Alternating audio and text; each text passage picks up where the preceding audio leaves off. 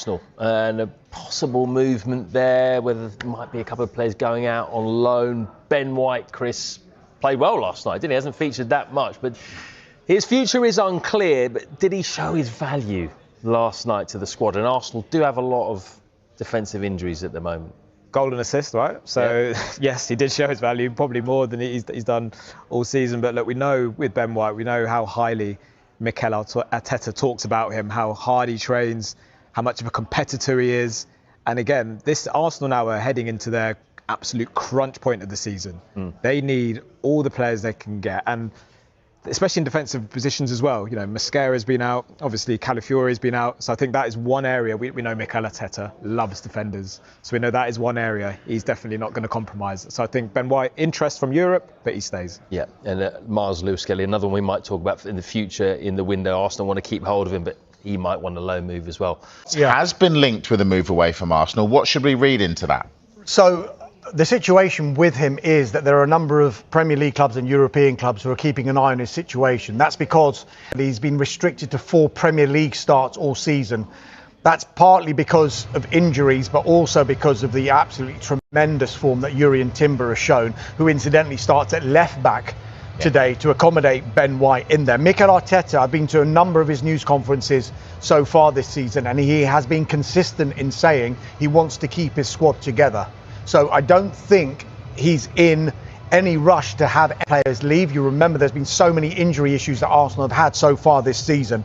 I think this will be one to keep an eye on in the summer, particularly if Ben White finds that his game time continues to be limited for the rest of the season. He actually signed a new contract in March 2024. It's a new improved deal until 2028, with Arsenal holding the option for a further year. So come the summer, he'll be left with 2 years of his contract to go. And I think at that moment in time, it's one of those situations where a club will think, do we renew or do we cash in? Because at that time, you'll be able to maximise and optimise the amount you can get for a player who's got 2 years left on his deal. So Alexander Zinchenko on loan from Arsenal this season. That we understand now that Nottingham Forest are looking to cut short that loan. So yeah, possibly more of an Ange Postecoglou type player than a Sean Dyche type player. I think that would be fair to say. The issue here might be is that Arsenal just don't have space in the squad, we believe, to kind of take Zinchenko back. So an alternative solution would need to be found. So, yeah, another one that will be interesting to follow. I've always thought people should use him as a midfielder, not a left-back. The striker market, very hard to deal in because they're often very costly, in high demand, especially in January. Of course, in the summer, it really was the transfer window of the big-name striker, wasn't it? We saw some big striker moves. We're trying to have a look at some of them now because we spent a lot of time talking about these players. These are the big players that we've picked, the 6 big strikers that were signed in the summer for big money. Ekitike, Voltemade, Gyökeres, Šeško, Isak and Wissa. There was a lot of movement, wasn't there? But have they made the impact that was expected, Chris, given the outlays that we saw? I mean, yeah, well, it's lovely order there on the graphics, so we can kind of go down on who's done best to worst. Wasn't expecting that. Descending, well done, my graphics team. Look, debatable. Hugo Ekitike, I think, undeniable success. Obviously injured at the moment. Nick Voltemade as well. I think Newcastle will be very happy with that return. I think now we go down the list and we start to see where there might be some misses rather than hits. Victor Gyökeres came to Arsenal as somebody who was meant to be guaranteeing goals. We're talking about ready-made goals and a ready-made goal scorer. 5 in 19 with a few of those as penalties. I don't think they would have been happy with that return, although Mikel Arteta is saying that he would improve. Same for Benjamin Šeško as well. I think 4 in 17, we expected more there. Isak, we know he got off to a slow start because of his pre-season, and Wissa as well was injured for the first part of the season. But it's just interesting at the moment. You look at the Premier League top goal scorer charts. Dominic Calvert-Lewin's up there on a free transfer. Bruno Guimaraes as a midfielder is up there with 8 goals. Antoine Semenyo is a winger. We know that football's played slightly differently these days, so wingers often do find themselves up in them goal scoring charts. But to me, it's no surprise that teams are looking around for strikers, because at the moment it just doesn't seem like teams are getting their value for money, or they certainly haven't from that graphic this window. The two that you quite rightly picked out there, Chris, Šeško and Gyökeres, maybe the two that I've expected a bit more from if you were Manchester United or Arsenal. When you look at those numbers, how much of that do you think is down to the teams still not quite fully understanding what their strengths are and how to play to their strengths? And it's a tough gig when you come into Manchester United or Arsenal as a big name, big money striker. I think with Arsenal, they've played for so long and played so well without that big target man number 9. They're probably not, it's took them a while to get used to playing to his strengths, and then you don't want to take away from what you was doing anyway if you're Mikel Arteta. But I do think Gyökeres, he'll get there. I think we're seeing improvements in him, even last night. And Šeško, exactly the same. So he's looked completely out of sorts, but in a team that looks out of sorts a lot of the time anyway, although they're not having a bad season. But Manchester United, you just don't really know what you're going to get. So imagine going into that as a striker and you're not sure when the ball's going to arrive or if it's going to arrive or from where. But I do think in the last game we saw a different Šeško, especially in that second half against Burnley, where he got his goals and he looked like the real deal. So sometimes we expect a little bit to him. We expect him to hit the ground running, but that is football these days, and it doesn't always work like that. Sometimes you get an Ekitike, he just comes and looks brilliant straight away, but sometimes it takes a little bit longer. It's a bit more of a slow burn. So I think both of those two will come good, Šeško and Gyökeres. And I think with those two as well, I don't think anyone was under any illusions that they would 100% come in and take the league by storm. Šeško's playing in the Bundesliga, still very young. Gyökeres, the Portuguese league, just so different in terms of defensively and how he would get his goals. If you look at his kind of, his YouTube reel, his highlights, there was no way he was going to replicate that style in the Premier League playing for Arsenal. So I think Mikel Arteta has talked about the job he's doing away from scoring goals. I think that's to protect him a little bit because he definitely will want more goals from him. But last night was good for him. Got his tap in, got his assist. So I'm sure that they'll be expecting him to kick on now. All right. OK, it was an entertaining night at Stamford Bridge, but it is advantage Arsenal in their Carabao Cup semi-final against Chelsea. They'll take a slender lead into the second leg after winning 3-2. And a huge positive for Arsenal was that Viktor Gyökeres scored his first open play goal in over 2 months. As for Chelsea, their keeper, Robert Sanchez, was at fault for 2 goals, with Liam Rosenior taking responsibility for his mistake. I'm very encouraged by a lot of things I saw today. I'm not happy to lose any game, but in terms of a building block for Saturday, there's a lot of things I can show the players that they can keep improving. Well, we have the feeling at the end, after the 1-3 and the very dominant period that we had in that time, that we had 2 massive chances to score the 4th one. And the result would have been very different. But in that moment, they had an action, they created a corner, they scored a goal. We did the job today, but not as we wanted, because we could have won the game with two goals more. But we didn't. But at the end, we are happy with the win. Well, Arsenal's opening goal was scored by Ben White from a corner. The on-field decision was a goal, but it was checked by VAR for a possible offside from Viktor Gyökeres. The goal was given, unlike the one scored by Antoine Semenyo in Manchester City's game against Newcastle on Tuesday night. There is a similarity with this goal to last night's goal, and it was briefly looked at by VAR, and their decision, because it is subjective, is that Gyökeres is not impacting the ability of an opponent to play the ball. Jimmy? For me, it's offside, like yesterday. I wonder why you say that. No, I understand. Look, yesterday I thought it wasn't offside, and today the same. For me, it's not offside. It's well worked from Arsenal, well done. We all spoke about it before the game, that they are strong in them set pieces. And he's not looking at the ball there, is he, Jimmy? And he's not looking at the ball, no. If he looked at the ball, he clears it. Might have been able to clear it. It was a good night for Viktor Gyökeres. He scored his first goal from open play in 16 games, and he later provided an assist for Martin Zubimendi. Well, Gyökeres has now scored 8 goals in 25 matches in all competitions for Arsenal. However, there have been 19 games in which he hasn't scored. I think he had a really good performance overall, I think what he brings to the team, it's a lot. Sometimes I understand that people cannot appreciate it. We certainly do that. And on top of that, he got rewarded with a goal. In the first leg of their Carabao Cup semi-final at Stamford Bridge, has Victor Gyökeres finally shown his worth for Arsenal? He got a goal and an assist, but will Mikel Arteta regret not taking a bigger lead? Focus on Arsenal right now. We're going to start with their first goal, OK? Because we didn't show a replay in that in that clip there. But Dara, let's just take us back to what we were talking about this time yesterday.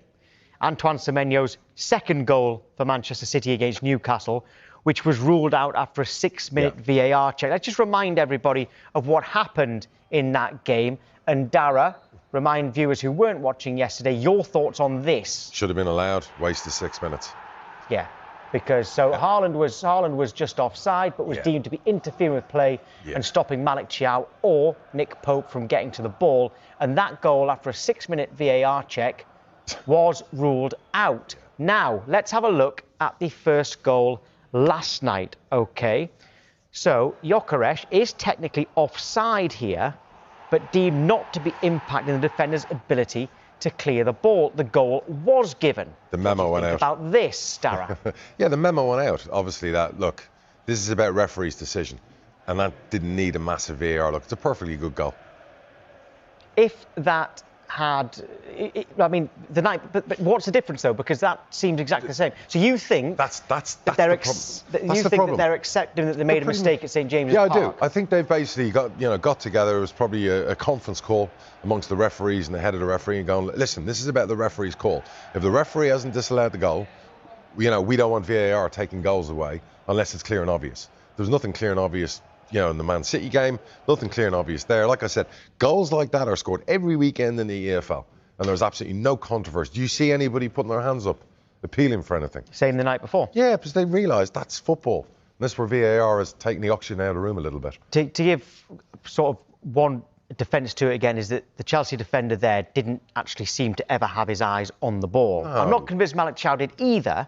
Yeah. But was there maybe they haven't had this conference call, maybe they haven't had this directive? They have. I'll tell you why. No, they have, because every VAR decision, including the Chelsea second goal, where you were worried, it was the goalkeeper interfered with, was like 60 seconds. It was almost 60 to 90 seconds where they made like quick call. It didn't get dragged out. It wasn't convoluted. It didn't carry on. Something has happened. There was definitely 100% conversations went out and said, prime time, League Cup, we kind of messed up tonight. Let's make sure we don't do it with the next game. So do we praise the referees for getting it right, or do we say where's the consistency? Owners, players, everyone in media love to hammer referees, and it's one of the toughest jobs in the game, and particularly if you're in a VAR booth and all the pressure's on you. Praise them. Let's praise them for getting it right. It's just wish it was 2 days in a row where they got it right. Right. OK. Well, talking of praise, what about Victor Gyökeres? A goal and an assist. Phenomenal. He has had his critics. Yes. This must at least help get them off his back. Yeah, look, strikers, it's one of the toughest jobs in the team, and you're judged on goals. And he was a big money signing. We know how well he did when he was playing for Coventry at a lower level. And he's obviously gone off and made his name then again. Sporting was brilliant. Sporting in Portugal. He's a good player. They could be a terrific player. And I think the biggest advantage for Arsenal is the amount of attention he gets. And it leaves that space for your Sakas of the world to run into. Arsenal aren't driven by, and we've always said this, they need to have a Golden Boot winner. They need someone with 30, 40 goals. Well, the top of the league, they were phenomenal last night. They look unbeatable. They've got a superb defence, and they haven't got a prolific striker yet, and it's not stopping them. So I think he's growing into the role. He's got 8 goals. It's not prolific, but I think you asked me the question, is he kind of a hit or a bust? He's like that on the way up. There is a player in there, and I think he's a confidence player. And you'd like to think, late in the season, tired defences, I think he'll score a lot of goals. Well, he definitely is doing things to help the team, all right? 100%. We've got a graphic we can show you here. I'll have to explain it, all right, because it is quite difficult to word this graphic, OK? But what that means there, in simple English, is that he is the most tightly marked player in the Premier League this season. That's probably the best way I can put it, all right? So if he's doing that and Arsenal are winning every game, surely he is doing his job. And the way he set up Zubamendi, you can see how tightly marked he was, and he's still... Technically, great pass, the space. When you get players like that in your team, yes, you love a striker who scores 20, 30, 40 goals. But at the end of the day, if he's taking that attention away, and Arsenal have got so much, attacking, goals in so many other areas, that's good for the team, it's good for business. It's why they are where they are. So, but in time you will see, and I said to you, February, March onwards, and people get tired and they've played a lot of games, I guarantee you he'll probably have a goal rush. Okay, well, I have been defending him a lot this season, Sure. so I was quite glad to see him do so well last night. I do hope for his sake that Do you know the biggest problem on. is? It's always about the value. If he was signed for 10 million quid, he'd be up there as like one of the signings of the season. He's got 8 goals, he's playing this role, he's like an unsung hero. The fact that you throw us at 50, 60, 70 million behind, it's a bit like Isak. You know, obviously he's injuries, he's got 2 goals, he was the biggest signing in the summer. Straight away, if he doesn't win the Golden Boot, doesn't get 35 goals, he's going to be a bust. It's not always about that, is it? So, you know, if they end up winning the double, title, Champions League, whatever else, and he ends up with 11, 12 goals, 6 assists, is anyone going to remember? I think Arsenal fans will be happy with the title, certainly. 100%. Here's a debate that's been going on for a long time when it comes to strikers. Sure. At the moment, most clubs, especially, well, Arsenal included, will have a left footer on the right, yep, a right footer on the left. Okay. Yep. How much does that impact a striker? Because if you've got a left foot on the left and a right foot on the right, you look up, you straight away, you get the ball to the striker as quickly as you can. Yeah. Cutting in onto your the stronger inversions foot, and everything you can go else. yourself, you can lay it off. Yeah, there has to be a lot more. There has to be a lot more patience for your number 9 when you're playing with strikers coming in all of the time instead of going out wide and putting the ball into the box. It really is down to style of play. It's also about, are you a possession-based team? Are you playing low block teams? What kind of strike you are? Your movement. Look, we can also argue the best in the world, the Ronaldos, the Messis, never had a problem scoring a goal a game. But you could also judge, well, they didn't play in the Premier League all the time. You know, Ronaldo did through periods of his career. It's, you know, we have to give credit to people like Mo Salah, who's not a traditional number 9, and you look at his data and his record, and whilst he not always play the best player, he's always getting goals, he's always getting assists. It does come down to styles and formations, and that's why you see it. I still think an Eddie Howe way of playing is different to an Arteta way of playing, and I think the big fella they've got at Newcastle they bought will end up scoring a lot of goals based on the style of how Eddie Howe plays. And they do tend to play right foot on the right-hand side, in fairness. Correct. In depth on Chelsea at 11 o'clock, but just a quick one on Liam Rossini, first home game in charge. Yep. Do you see positive signs or reality check? No, positive signs. Probably a bit of both. I mean, you know, he's a big boy. He realised that, you know, it's not going to be all perfect. He's not going to win every game and smash teams to bits. What he would have liked is the response from his team at going 2-0 down.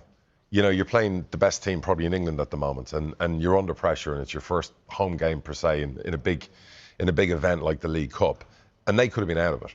But they go now to the Emirates where they're only out of it by 1 goal. Chelsea's a good team. Under him, they're going to be a very good team. I like the style. I like the way they played. I like some of the younger players, and you know, that was a baptism of fire for him, as well as his first Premier League game being his first Champions League game being. But as an advert for the product, it was a great game to watch last night. It was end to end. You could probably be a bit critical about goalkeepers, but the rest of the football was fantastic. Arsenal.